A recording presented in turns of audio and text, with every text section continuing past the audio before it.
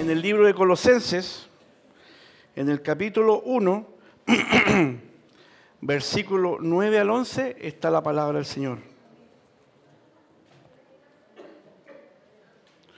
Colosenses capítulo 1, versículo 9 al 11, encontramos la palabra del Señor. Y el título que hemos puesto para esta palabra es: la comunión de la iglesia se sostiene por la oración y el conocimiento. Leemos en el nombre del Señor. Colosenses capítulo 1, versículo 9 al 11, dice así: por lo cual, también nosotros, desde el día que lo oímos, no cesamos de orar por vosotros y de pedir que seáis llenos del conocimiento de su voluntad en toda sabiduría e inteligencia espiritual, para que andéis como es digno del Señor, agradándole en todo, llevando fruto en toda buena obra y creciendo en el conocimiento de Dios.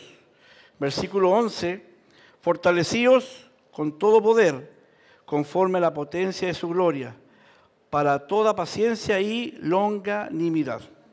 Hermanos, qué importante y qué maravilloso es entender el poder que tiene la oración. Si traemos y tomamos nuestra iglesia como ejemplo, podemos decir que todos venimos de distintos lugares. Unos vienen de más cerca, otros vienen más lejos, pero a todos venimos de distintas formas y nos congregamos de distintos lugares para llegar a los servicios. Por lo tanto, a pesar de las distancias que nos separen como miembros de la iglesia, y aunque algunos, como en el caso mío, no seamos muy amigos de la tecnología, porque como ustedes ven, este es mi notebook, aquí está, marca Torre, puede ser que tengo yo. Como algunos somos muy amigos de la tecnología, como dije, pero todo cristiano, todos los que estamos en el cuerpo de Cristo, absolutamente todos estamos capacitados para servir el bienestar de otro creyente. ¿Se da cuenta de lo que acabo de decir? Todos los que estamos aquí estamos capacitados para servir en pos de los creyentes y en la comunión del cuerpo de Cristo. ¿Por qué digo esto? Porque producto de esta lejanía podemos contribuir a su crecimiento espiritual y garantizar las bendiciones de Dios por la vía de cada uno de los que conformamos el cuerpo de Cristo a través de una poderosa herramienta que Dios nos ha dejado a cada uno de nosotros, que es la oración. Es por eso que muchas veces me he encontrado con hermanos que dicen: es que yo llevo tanto tiempo yendo a la iglesia y me siento tan inútil. Es porque usted no quiere ser útil en la presencia del Señor. Dios nos ha dejado la herramienta para que podamos interceder por cada uno de nosotros en pos de la comunión del cuerpo de Cristo. Entonces, cuando ese pensamiento quiere embargar su vida y anularlo, usted dígale ahora: no, yo soy importante porque tengo una herramienta y a partir de ahora esa herramienta la voy a poner en pos de la obra de Cristo y voy a empezar a orar para que la comunión se mantenga en cada uno de nosotros. Si usted ve la vida o cómo funcionaban los apóstoles, y vamos al libro de Hechos, capítulo 6, versículo 4, se da cuenta que la forma en que ellos trabajaban y la forma en que ellos consagraban su trabajo era constantemente en dos aspectos: en la oración y el estudio de la palabra. En ellos se concentraba el trabajo, por lo tanto, la oración es una herramienta muy importante que debemos tomar en cuenta los hijos de Dios. ¿Qué decía el libro de Hechos, capítulo 6, versículo 4? Dice: y nosotros persistiremos en la oración y en el ministerio de la palabra. Hablando los apóstoles, cuando tenían que elegir los 7 diáconos, ellos dejaban en claro de que su labor era orar y persistir en el trabajo y en el preparar la palabra del Señor. Pablo da abundante instrucción a los colosenses y también comparte algunas de sus oraciones por ellos. Pablo está constantemente preocupado de orar por todas las iglesias y en el caso de ahora, orar por nuestros hermanos de Colosenses. Sus palabras llenas de emociones, sus palabras llenas de clamor, estaban compuestas por dos elementos importantes. Uno era la petición y la otra era la alabanza. Pablo resaltaba la importancia que tiene el orar los unos por los otros. Miren lo que dice 2 de Corintios capítulo 1, versículo 11. Había una situación ahí que Pablo estaba viviendo. Había una aflicción que estaba viviendo Pablo, pero Pablo reconocía y se agradaba en saber de que había un pueblo que estaba orando por él para ayudarlo en esa aflicción. Miren lo que dice la palabra. cooperando también vosotros a favor nuestro, ¿en qué? En la oración, para que por muchas personas sean dadas gracias a favor nuestro, por el don concedido a nosotros por medio de muchos. ¿Se da cuenta? En el momento de aflicción que estaba pasando Pablo, Pablo sentía y se agradaba de saber que había un remanente, que había un pueblo que lo estaba alentando y que lo estaba apoyando en la oración. Por eso que es importante saber de que en el momento de aflicción que yo pueda estar pasando o que usted pueda estar pasando, yo me alegro en saber de que por último hay un hermano que está orando por mí, que está orando por mi problema y que está intercediendo para que Dios ore en favor de mi vida. Es por eso que para que mantengamos la comunión del cuerpo de Cristo es necesario que cada uno oremos los unos por los otros. Y si va usted a la palabra del Señor, hay muchos ejemplos donde habían hermanos que oraban los unos por los otros. Mire, en Job, para que usted lo analice después en su casa o lo tome como apunte, en Job capítulo 42, versículo 10, Job oró por sus amigos. En 2 Samuel, capítulo 24, versículo 7, Samuel oró por Israel. Usted puede profundizar esto en su casa. Daniel, capítulo 9, versículo 3, versículo 19, Daniel oró por Israel. En Juan, capítulo 17, versículo 9, 24, Jesús oró por sus discípulos. Y aquí en la palabra de Colosenses, en Colosenses capítulo 4, versículo 12, podemos encontrar que Epafras, que era el que apoyaba a Pablo en la iglesia colosense, oraba por la iglesia colosense. Y qué hermoso sería que se pudiera escribir que Álvaro está orando por su hermano Daniel, por su hermano Mauricio y por la iglesia Comunidad de Gracia. Qué lindo sería poder escribir eso, ¿no es cierto? Y que cada uno pudiéramos estar orando los unos por los otros. Por eso que es importante, hermano, que nos detengamos y tomamos el peso de lo que significa la oración. Y lo que hoy día nos congrega, lo que hoy día vamos a ver, uno es la importancia de la oración, que ya, como lo estamos viendo, estamos describiendo, se da cuenta que es un tema muy importante dentro de la iglesia, y lo otro es el conocimiento. Y el conocimiento, cuando uno adquiere conocimiento, en la medida que uno va teniendo conocimiento, ese conocimiento debe expresar 5 cosas. Primero, debe expresar un andar diligente, debe expresar una vida fructífera, debe expresar un crecimiento, debe expresar fortaleza y algo que nos cuesta a todos nosotros, en la medida que yo y usted vamos adquiriendo conocimiento, debe expresarse en nosotros la paciencia. Y antes de entrar al tema, podemos plantear la siguiente pregunta. ¿Estás orando por tu hermano? ¿Estás preocupado de saber la situación de tu hermano? ¿Orar en qué situación está él? Pregunta que debemos todos meditar en esta hora. Pero si vamos a la palabra del Señor, lo primero que vamos a enfrentar frente a la oración es el concepto de petición. Para ello, le invito a que vayamos a la lectura en el versículo 9 de Colosenses, la lección de hoy día, que nos dice lo siguiente. Le invito a que la leamos todos juntos.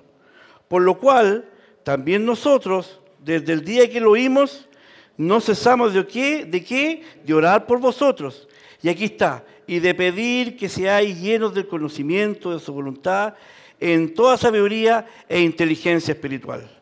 Cuando la palabra del Señor en el versículo 9 parte con la palabra por lo cual, ese por lo cual funciona como un conector textual que indica que lo que se ha dicho antes es la razón o causa de lo que se va a mencionar ahora. ¿Se da cuenta que estoy aprendiendo? Amén. Por lo tanto, por lo cual, ¿qué quiere decir esto? Viene a decir que alude a un informe favorable que Epafras estaba dando a Pablo. ¿Y cuál era el informe favorable? Le estaba diciendo, si vamos junto a la palabra y retrocedemos al versículo 6 de la misma lección que está en 1 Colosenses, ese era lo favorable que Epafras le estaba dando a Pablo, la información. Le estaba diciendo, mira Pablo, que ha llegado entre vosotros así como a todo el mundo, y lleva fruto y crece también en vosotros, desde el día que oísteis y conocisteis la gracia de Dios en verdad. Epafras le estaba llevando buenas noticias a Pablo. Qué importante que cada uno transmitamos buenas noticias para alentarnos los unos a los otros. Por lo cual, entonces, el informe que estaba recibiendo Pablo era el informe positivo. Pero, independiente de que el informe era positivo, Pablo persistía en la oración por los colosenses. Él no cesaba de orar por los colosenses, por los corintios. Y después vamos a entender por qué la oración era específica cuando leamos el versículo 9 más adelante. Dice, Pablo, sin embargo, sabía que no debemos dejar de orar por quienes están progresando en la fe. Los colosenses habían aceptado en la fe, la palabra del Señor se estaba diseminando de buena forma dentro de la iglesia de Colosas, pero había una preocupación de Pablo. ¿Y cuál era la preocupación que había?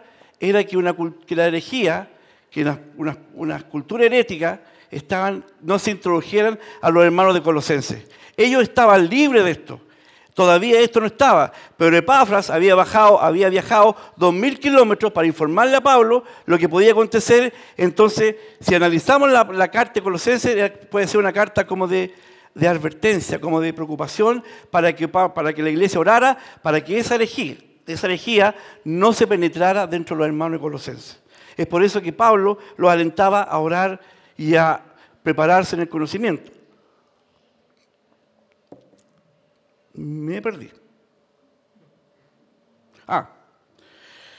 La oración que Pablo hacía, la oración que él estaba haciendo, él la definía, como se encuentra en 1 de Tesalonicenses, capítulo 5, versículo 17, 1 de Tesalonicenses, capítulo 5, versículo 17, Pablo llamaba a su oración una oración incesante. Lo llamaba a orar sin cesar. ¿Y qué significa una oración incesante, una oración sin cesar? La primera característica de una oración incesante es que Pablo oraba por cualquier motivo. Cualquier situación que se le presentaba a Pablo, cualquier situación, cualquier cosa que él tenía que enfrentar, todo lo llevaba a la oración. Recibía una noticia buena, oraba y daba la gloria a Dios. Tenía algún problema, también estaba la oración. Todo lo que a él llegaba, la noticia que él recibía, él todo lo llevaba a la oración. Por lo tanto, para él, la oración que él llevaba, él la definía como una oración incesante, sin cesar, por todo y por cada motivo, él siempre estaba orando. Y podemos encontrar en la Biblia un ejemplo muy hermoso en Nehemías. Nehemías es un ejemplo de alguien que oraba incesantemente. Si vemos la historia de Nehemías, sabemos que Nehemías era un judío que estaba a la orden del rey Artajerjes, tengo traductor, Artajerjes, y él era el copero del rey. Él era un judío, también era descendiente de los que habían estado presos en Israel, en Jerusalén, y a Nehemías le llega la noticia de que Israel estaba desolado, de que sus muros estaban destruidos y que de la gente ahí estaba pasando problemas.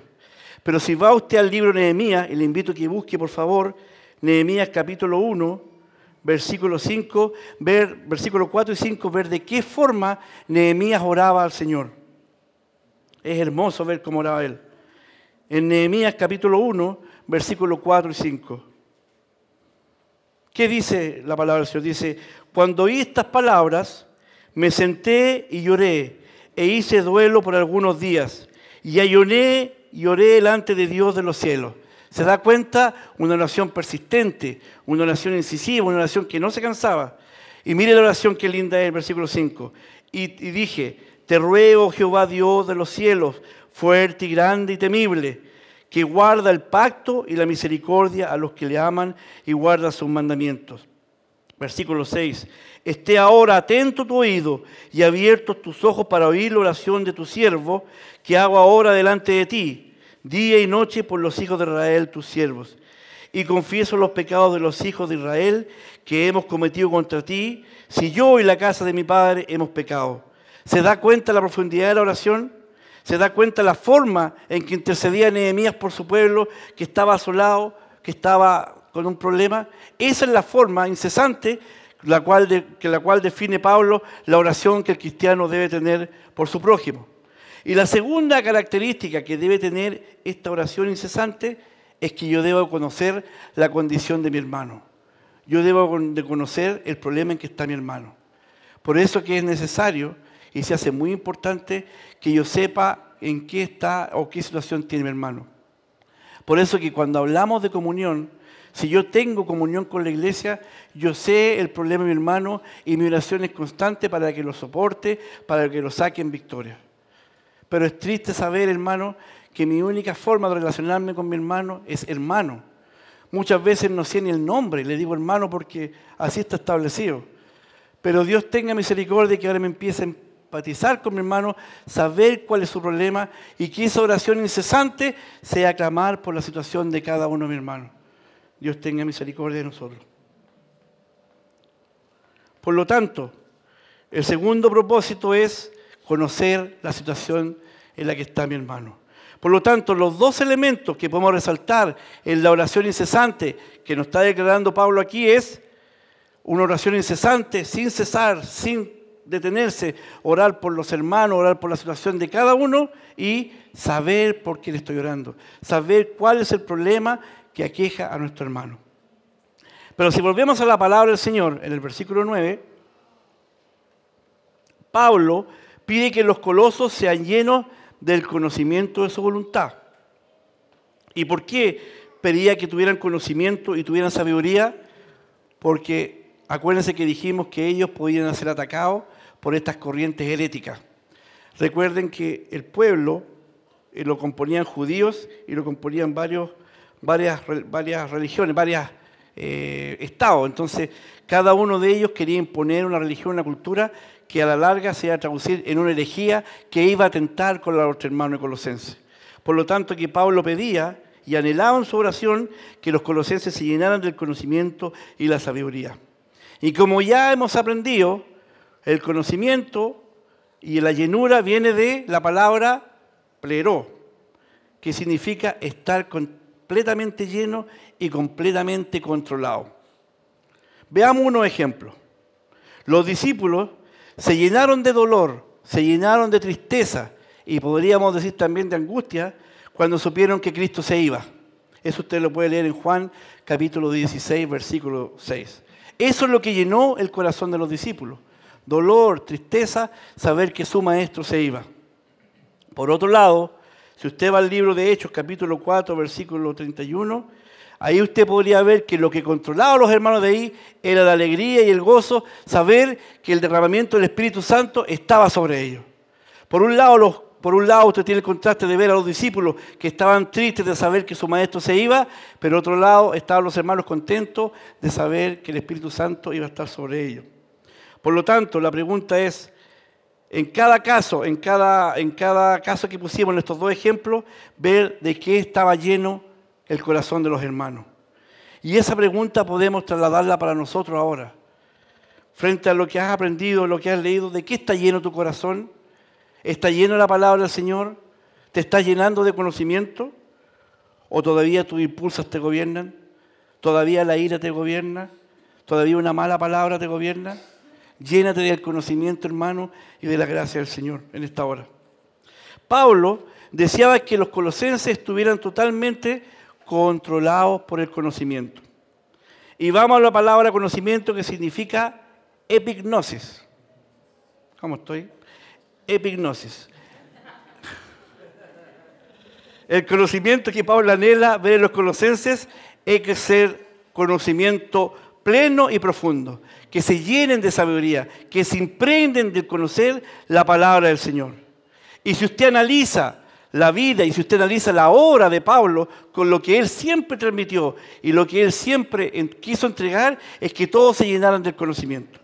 El conocimiento es un tema central en los escritos de Pablo. Si usted va a 1 Corintios, capítulo 1, versículo 5, mire lo que dice ahí, entendiendo que el conocimiento es un tema central en los escritos de Pablo. 1 Corintios, capítulo 1, versículo 5, ¿qué nos dice? Él les dijo a los corintios, porque en todas las cosas fuiste enriquecido, en él, en toda palabra y en toda ciencia. Preocupación de Pablo por los corintios de que adquirieran conocimiento. Preocupación de Pablo ahora por los hermanos de Colosenses que adquirieran conocimiento y sabiduría.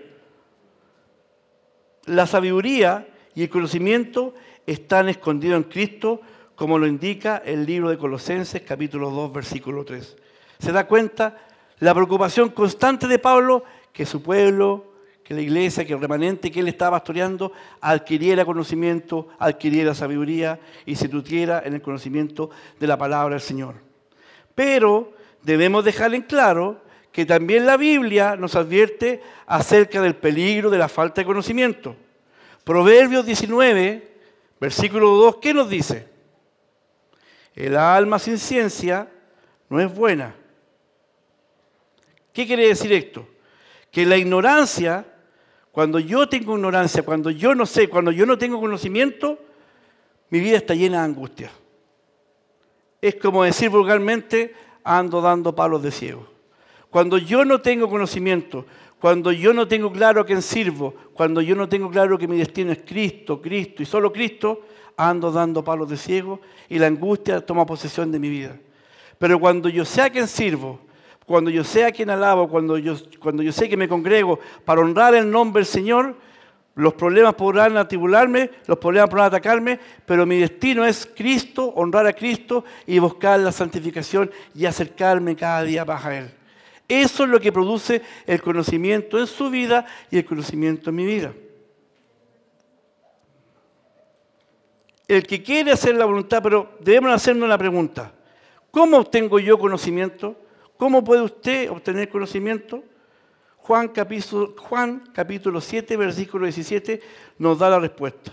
Hay que desearlo, hay que pedirle al Señor conocimiento. ¿Qué nos dice el Evangelio según San Juan? Capítulo 7, versículo 17, dice, el que quiere hacer la voluntad de Dios, conocerá si la doctrina es de Dios o si yo hablo por mi propia cuenta. ¿Se da cuenta? Usted puede pedir conocimiento. La palabra del Señor lo autoriza a que usted, esta falta de conocimiento, hoy pídale al Señor que le revele su palabra y que haya conocimiento en su corazón. Y cuando usted conoce la palabra del Señor, y cuando usted va adquiriendo conocimiento, va a entender la voluntad de Dios para su vida y para la vida de cada uno de nosotros. Y la voluntad de Dios que Dios tiene para cada uno de nosotros no es un misterio, está escrito en la palabra del Señor. Por ejemplo, la voluntad de Dios es que usted sea lleno del Espíritu de Dios. Eso usted lo puede encontrar en Efesios capítulo 5, versículos 17 y 18, para que después usted profunde. La voluntad de Dios también es que ninguno se pierda. Eso usted lo puede encontrar en 2 de Pedro, capítulo 3, versículo 9, para que profundice en su casa. También, una de las voluntades de Dios es que usted y yo corramos y busquemos la santificación. Y eso usted lo puede encontrar en 1 Tesalonicenses, capítulo 4, versículo 3. Y también es importante la voluntad de Dios para cada uno de nosotros, en que en todo y por todo seamos agradecidos. Eso usted lo puede encontrar en 1 Tesalonicenses, capítulo 5, versículo 18. Por lo tanto, permitir que el conocimiento de la palabra de Dios controle nuestra mente es la clave para alcanzar la vida justa. ¿Por qué? Porque lo que controla nuestros pensamientos controlará nuestro comportamiento. Si mi pensamiento está lleno de la palabra del Señor, si mi pensamiento se nutre en el conocimiento de la palabra del Señor, mi comportamiento va a ser de un verdadero cristiano, de un verdadero hijo de Dios. Pero usted va a poder notar que en aquel que no hay sabiduría, su comportamiento lo delata, sus reacciones lo delatan, porque no ha adquirido sabiduría en la palabra del Señor. Por lo tanto, es importante que cada uno de nosotros oremos por el prójimo y también procuremos la sabiduría del Señor. Y ahora ahora que ya sabemos que la sabiduría es importante, que debemos anhelar y procurar tener, ahora viene algo importante. Esa sabiduría en nosotros, hay 5 cosas que tienen que manifestarse en su vida y en mi vida. Y vamos a la palabra del Señor. Lo primero que tiene que manifestarse en su vida cuando yo voy adquiriendo sabiduría es un andar digno. Vamos a la palabra del Señor en el versículo 10. Dice, para que andéis como es digno del Señor. En la Biblia, andar se refiere a la pauta de la conducta cotidiana. Vale decir, su andar digno no es hoy día que está en la iglesia, no es los días que se junta en la reunión, no, es una pauta de comportamiento digno. Su andar digno debe ser aquí, en la calle, en su trabajo, en todo lugar. Su proceder y mi proceder debe ser digno, mi andar debe ser digno, conforme a la palabra del Señor. Una mente controlada por el conocimiento, una mente controlada por la sabiduría y el entendimiento produce una vida digna que le agrada al Señor. Pero ahora usted me puede preguntar, ¿pero cómo logro eso? No es fácil lograr eso. Bueno, en esto usted no está solo. El Señor dejó al Espíritu Santo en su vida y en mi vida que nos capacita para llevar esa vida digna. Que nos va redarguyendo cuando cometo un pecado y que se va alegrando cuando voy nutriéndome en la palabra del Señor. Es el Espíritu Santo que está en usted y que está en mí, que nos va capacitando para poder llevar esta vida digna. Porque yo solo como Álvaro es imposible. Hombre, pecador lleno de faltas como yo, es imposible que yo por mis méritos pueda llevar una vida digna. Pero si entiendo y le doy libertad al Espíritu Santo que mora en mi vida, voy a poder llevar una vida digna conforme a lo que Dios está solicitando en su palabra. Ahora la pregunta, ¿qué es lo que encierra llevar una vida digna?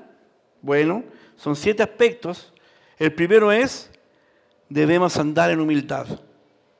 Mi andar digno, mi andar conforme a la palabra del Señor es de un hombre humilde.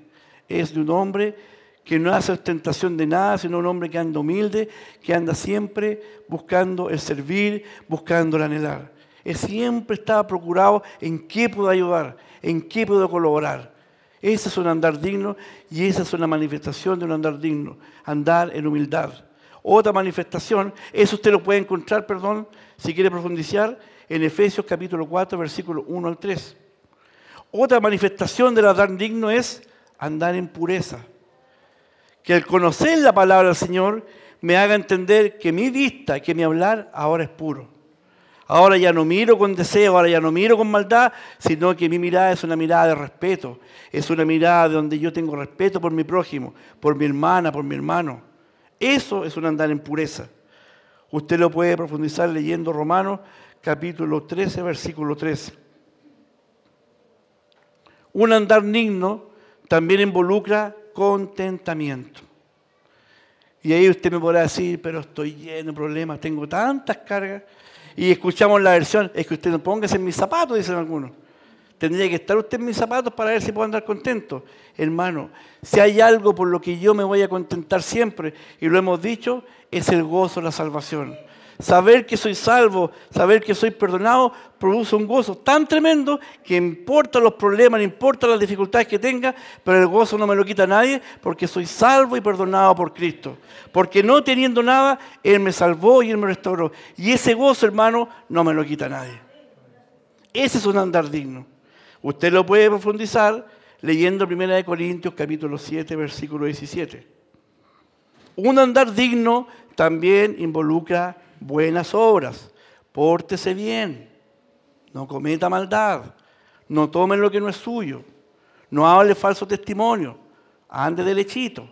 Eso es dar buenas obras, eso es dar un buen testimonio.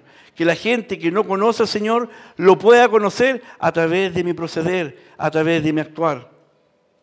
Eso usted lo puede profundizar leyendo Efesios capítulo 2, versículo 10. Un andar digno también involucra proceder de manera distinta al mundo. Que la gente nos ve y perciba y diga, ese hombre algo tiene, esa niña, esa mujer algo tiene, algo distinto hay en él. Que se note la diferencia, que somos distintos al mundo. Un andar digno es andar en amor, manifestar el amor. Ser un corazón dispuesto a amar, ser un corazón dispuesto a ayudar, ser un corazón dispuesto que siempre en mí se vea el amor de Dios reflejado. Eso usted lo puede profundizar leyendo Efesios capítulo 5, versículo 2. Y por último, un andar digno significa andar en luz. Ya no ando más en la oscuridad, porque la oscuridad para mí era cuando hacía cosas malas. Cuando me quería portar mal, me iba por lo oscurito. Pero ahora no, ahora mi caminar es en luz. Ojalá que todos me vean, transito tranquilo, con mi frente en alta, porque soy hijo de Dios y porque estoy dando testimonio de que soy salvado y perdonado. Ese es un andar en luz. La segunda forma que dice la palabra del Señor que debe manifestarse en un hombre que está adquiriendo conocimiento es llevar una vida fructífera. Versículo 10 dice, llevando fruto en toda buena obra y creciendo en el conocimiento de Dios. Por lo tanto, lo que se debe manifestar en usted, en mí, en la medida que el conocimiento está siendo parte de mi vida, es llevar una vida fructífera. Por lo tanto, dar fruto también es un resultado del conocimiento. El fruto es producto de la justicia y el sello de cada persona redimida.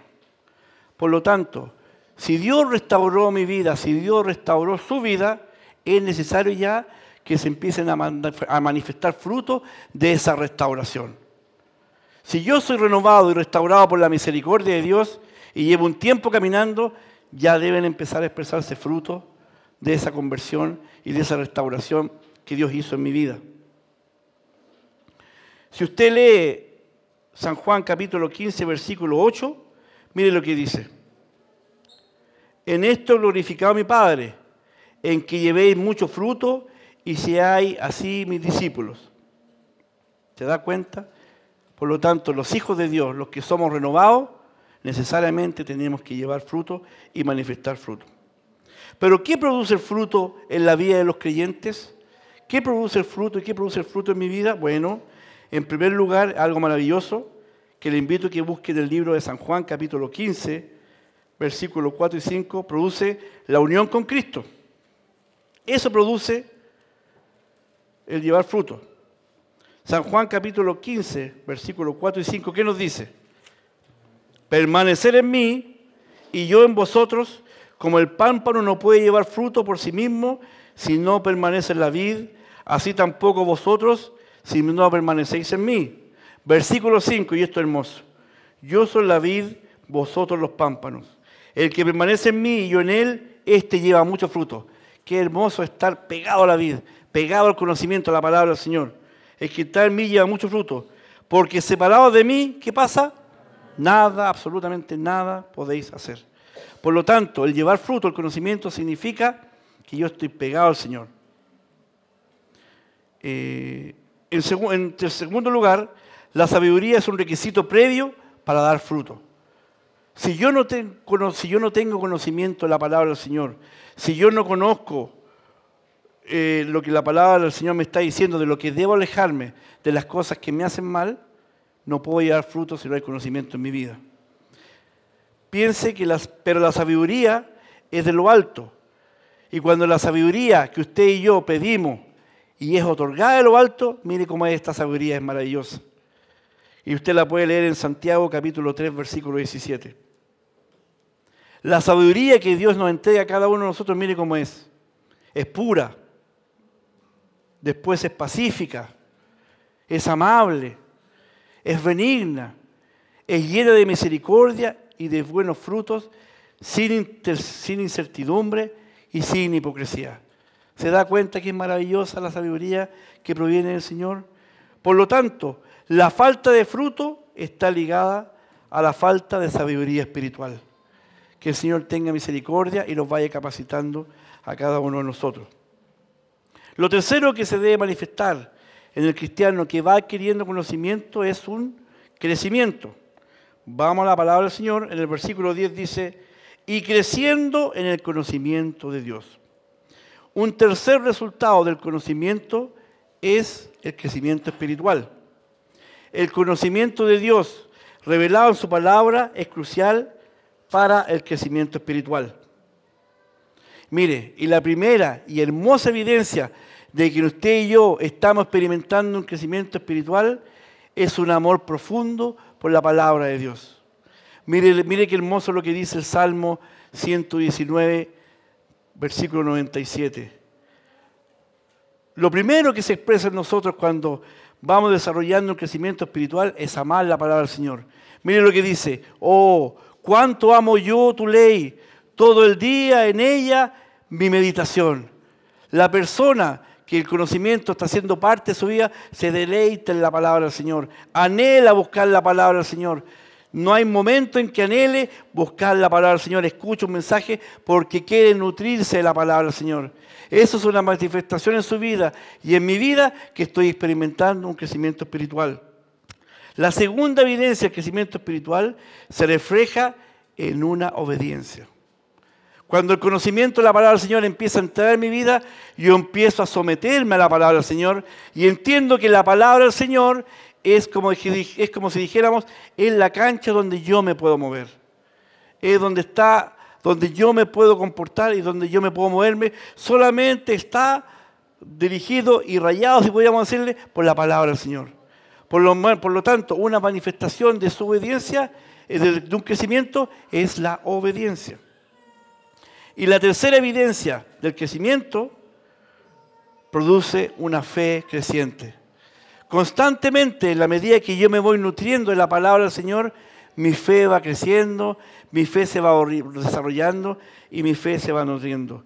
Mire lo que dice según Tesalonicenses, capítulo 1, versículo 3. Frente al crecimiento de la fe. Segunda de Tesalonicenses, capítulo 1, versículo 3. Mire lo que dice. Debemos dar siempre gracias a Dios por vosotros, hermanos, como es digno, por cuanto vuestra fe va creciendo y el amor de todos y cada uno de vosotros abundante en los demás. ¿Se da cuenta que una manifestación de que hay un crecimiento es que la fe en mí se va nutriendo, se va desarrollando? Una cuarta característica que debe estar en mí cuando yo voy adquiriendo conocimiento es fortaleza. Versículo 11 de la lección de hoy día dice, fortalecidos con todo poder. Un cuarto resultado del conocimiento es la fortaleza espiritual. Es un participio presente que indica una acción continua. Por lo tanto, la fortaleza no es que hoy día la tenga o mañana la tenga, no. Constantemente la fortaleza va a estar en la persona que va adquiriendo conocimiento. No es que Dios lo impulse como un cohete o la integre y después se vaya. No es como si veíamos, aquí se me va a caer un poco la edad, no es cuando veíamos a Popeye, ¿no es cierto? Cuando comía la espinaca, agarraba fortaleza, pero después se le acababa el efecto de espinaca y ahí quedaba. No, la fortaleza que habla la palabra del Señor es una fortaleza constante. Es una fortaleza que siempre va a estar en tu vida y siempre va a estar en mi vida en la medida que yo y usted vamos adquiriendo conocimiento. Por lo tanto, el poder de Dios se manifiesta en nosotros a través del ministerio santo de nuestro Señor, que les dijo a sus discípulos que recibirían poder cuando haya venido sobre nosotros el Espíritu Santo. Qué hermoso es el Señor. Y este poder está a disposición del creyente, lleno del conocimiento y la palabra de Dios. Pero este poder dice, conforme a la potencia de su gloria. Y es tan grande el poder que cuando habla de la potencia de su gloria significa que los atributos de Dios están compenetrados en el poder de Dios. ¿Qué quiere decir esto? Que cuando Dios te ama a ti, cuando Dios me ama a mí, nos ama con todos sus atributos. Cuando Dios te perdona con todos sus atributos. Y cuando Dios te da fortaleza, están todos los atributos de Dios actuando en esa fortaleza. Por eso que la palabra de Dios dice, con toda potencia de su gloria. Es porque todos los atributos, todo lo que es Dios mismo, está actuando sobre tu vida. ¿No es grande el Señor? ¿No es bendito el Señor? Y lo último que debe expresarse en nosotros, y considero que a lo mejor es lo más difícil, es la paciencia. Versículo 11 dice, fortalecidos con todo poder, conforme a la potencia de su gloria, para toda paciencia y longanimidad. Pablo anota un último resultado del verdadero conocimiento espiritual. Y esto yo creo que es un poco difícil. Dice, soportar con gozo y paciencia las pruebas. El conocimiento de las promesas y el propósito de Dios revelado en la Escritura nos da la fortaleza para soportar las pruebas y el sufrimiento. Yo creo que es difícil entender que cuando uno está probado, decirle, hermano, gócese en la prueba. Claro, es fácil, cuando yo no estoy probado y usted está probado, gócese, hermano. Pero cuando me toca a mí, Dios tenga misericordia. Pero la palabra de Dios hoy día me está diciendo que cuando estoy probado o cuando tengo una dificultad, lo que debo recurrir a mi mente son las promesas que Dios tiene para mí. Y la promesa es que si yo soy fiel y soy constante, la promesa que tengo es de un día estar cenando con Él, de un día estar en la presencia de Dios. Y esa promesa potente que debe resonar en mi mente cada vez que tengo un problema, me hace pasar la prueba con gozo. Hoy día no tengo ni uno, estoy con mis bolsillos pelados, pero el gozo no me lo quita nadie de saber que un día voy a estar con Cristo en su gloria. Esa promesa de saber eso me permite soportarlo todo con gozo y con gracia a lo alto. Pero la palabra paciencia la podemos dividir en dos. Dice que es paciencia y longanimidad. Paciencia viene del griego upomone y longanimidad viene del griego macrotumia. ¿Cómo estoy? Por lo tanto, tanto longanimidad como paciencia son lo mismo, pero difieren en un aspecto. ¿En qué difieren? Paciencia, que viene de hipomone, se refiere a lo que dijimos, soportar las pruebas con paciencia. Se refiere a lo que yo estoy soportando, a lo que usted está viviendo, cualquier situación difícil que usted está viviendo, debe soportarla con paciencia. Debe tener paciencia en la prueba, en la dificultad. Muchas veces me he encontrado con hermanos y he conversado, el hermano me dice, tengo una petición, Señor, tantos años, llevo 10 años esperando, déjeme decirle que a lo mejor va a tener que esperar 10 años más, pero tenga paciencia, que no acabe su clamor. Dios en su momento y en su justa medida le va a responder. Y longanimidad, que significa macrotumia, se refiere a la paciencia por las personas, por el prójimo. ¿Cuántas veces hay hermanos que nos sacan de aquí? ¿Por qué este hermano no entiende? Ayúdame a soportarte, hermano. No, pero la paciencia es por mi prójimo. La palabra del Señor dice que debemos soportarnos, lo débil debe soportar al fuerte, o sea, el fuerte debe soportar al débil. Por lo tanto, cada uno de nosotros debemos soportarnos los unos a los otros. Cada uno sabemos lo que podemos soportar, por lo tanto, mi deber y su deber, al que está débil, tomarlo en la mano y levantarlo. Constantemente, sin cesar, a molestarlo, aunque a veces no provoque, pero no, el Señor nos llama ahora con paciencia, nos llama a tener longanimidad, paciencia por el prójimo, paciencia por aquel que está débil, a molestarlo, insistiendo. Que Dios tenga misericordia y que podamos lograrlo. Por lo tanto, el conocimiento de la verdad de Dios nos confiere la capacidad para soportar las pruebas con gozo, como sucedió, para soportar las pruebas con gozo. Y aquí hay un ejemplo muy hermoso que usted lo puede buscar en Hechos, capítulo 16, versículo 25. Ahí se convergen los 5 aspectos que hoy día hemos analizado. Busque usted Hechos, capítulo 16, vamos a buscar todos juntos. Y es hermoso esto, hermano, para terminar. Hechos, capítulo 16, versículo 25. ¿Qué nos dice? ¿Dónde está? Dice, pero a medianoche, orando Pablo y Silas, cantaban himnos a Dios y los presos lo oían. En esa palabra, hermano, es tan potente y tan hermosa porque convergen los 5 aspectos que hemos analizado. El primer aspecto, ¿cuál era? Llevar una vida digna. Pablo siempre llevó una vida digna. Pablo siempre procuró guardarse. Pablo siempre actuó en amor. Pablo siempre actuó con conocimiento. Siempre procuró llevar una vida digna. El segundo aspecto, ¿se acuerda cuál era? Llevar fruto. Fue un hombre que fue perseguidor de la iglesia y en la transformación que Dios hizo en su vida, ahora llevó fruto. Después de Cristo, dice la lección, dice la Escritura, fue quien más propagó, quien más diseminó el Evangelio. Por lo tanto, en él también se cumplía que llevaba frutos. El tercer aspecto, ¿cuál era? Un hombre que creció en sabiduría, un hombre que siempre procuró la palabra del Señor. Todas las cartas que él dejó manifestó que en él había sabiduría. ¿Cuál era el cuarto aspecto? Fortaleza. La situación en la que él estaba viviendo, la situación que él estaba soportando, lo llenaba de fortaleza, saber que Cristo era su sustento. Y la paciencia también estaba en su corazón. Por lo tanto, en esta situación donde dice, pero a medianoche orando, Pablo y Silas cantaban himnos a Dios, converge todo lo que debe estar en un cristiano que adquiere conocimiento. Y es hermoso cuando dice, y los presos lo oían. ¿Qué es lo que oían los presos? Las quejas de Pablo. Señor, mira cómo me tiene, tanto que te he servido, estoy apaleado aquí. Cantaban al Señor, oraban al Señor. En eso se convergen estos 5 aspectos que deben estar en usted y que deben estar en mí como hijo de Dios. La pregunta es, ¿qué oye Dios de usted y de mí? ¿Qué es lo que está oyendo Dios de usted y de mí constantemente? ¿Por qué a mí? ¿Por qué ahora, Señor? Porque yo, Dios tenga misericordia de cada uno de nosotros. Que podamos ahora cambiar su lamento y mi lamento en gozo. Que de mi palabra y que de su boca salgan expresiones de gratitud.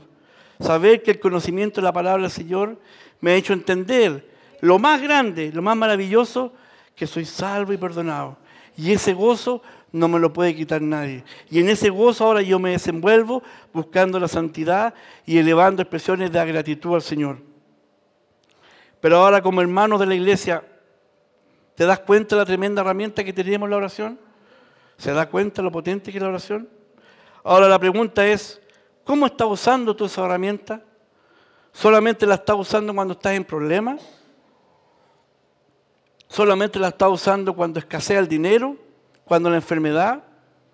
¿O cuando estás contento te olvidas de darle gracias al Señor? ¿O mucho menos intercedes por tu hermano que está en problemas? Dios tenga misericordia para que esta herramienta poderosa que Dios nos ha dejado podamos usarla en favor de la comunión del cuerpo de Cristo. Ahora, este conocimiento que estamos adquiriendo ha provocado un cambio en tu vida. ¿De qué está lleno tu corazón? ¿De qué está pleno tu corazón? ¿De conocimiento de la palabra del Señor? ¿O todavía persiste la ira? ¿O todavía persiste la mentira? ¿O todavía lleva una doble vida? Dios tenga misericordia. Que ese conocimiento vaya generando temor en mi vida para poder desechar lo que no corresponde a la verdadera vida de un cristiano. Y por último, hermanos, somos privilegiados. Dese cuenta que todos los que estamos aquí, que conformamos el cuerpo de Cristo, somos privilegiados en tener la oración como la herramienta que nos permite acercarnos a este Dios santo, que dice la palabra del Señor, que es 3 veces santo. Ese es el privilegio que usted y yo tenemos por misericordia. La comunicación que podemos tener con este Señor a través de la oración. Hermano, a partir de ahora quiero que entienda que usted y yo tenemos una tremenda responsabilidad.